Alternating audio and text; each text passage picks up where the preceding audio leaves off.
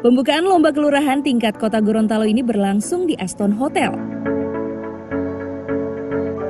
Lomba kelurahan bertujuan untuk evaluasi perkembangan kelurahan dalam melihat tahapan dan menentukan keberhasilan perkembangan kelurahan dalam kurun waktu Januari sampai dengan Desember.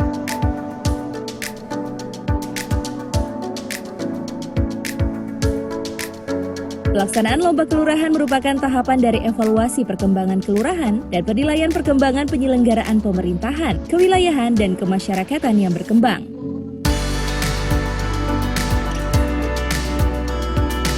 Oleh karenanya, pada lomba kelurahan tahun 2021 ini harus memperhatikan poin-poin penekanan antara lain inovasi yang dihasilkan oleh kelurahan, khususnya dinamika sosiologis akibat pandemi COVID-19.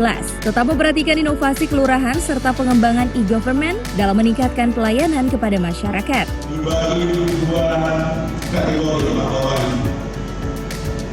Kategori pertama hari ini yaitu paparan dari masing-masing lurah. Jadi hari ini sudah pembukaan, kemudian kami akan lanjut dengan paparan. Lurahnya yang akan memaparkan, kemudian didampingi oleh Ketua Tim Penggerak PKK Kelurahan, kemudian LPM dan kasih PM atau kasih EPAW yang ada di masing-masing kelurahan dan kecamatan.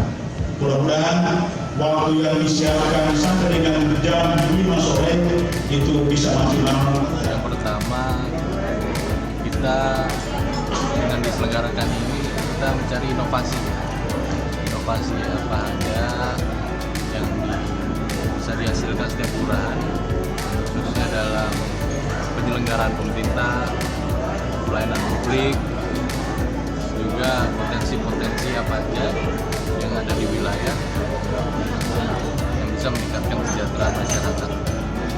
Inovasi yang dihasilkan pada kegiatan ini menjadi penting karena ini inovasi yang akan menjadi inovasi yang dihasilkan dalam era pandemi COVID-19 ini. Jadi saya sampaikan bagaimana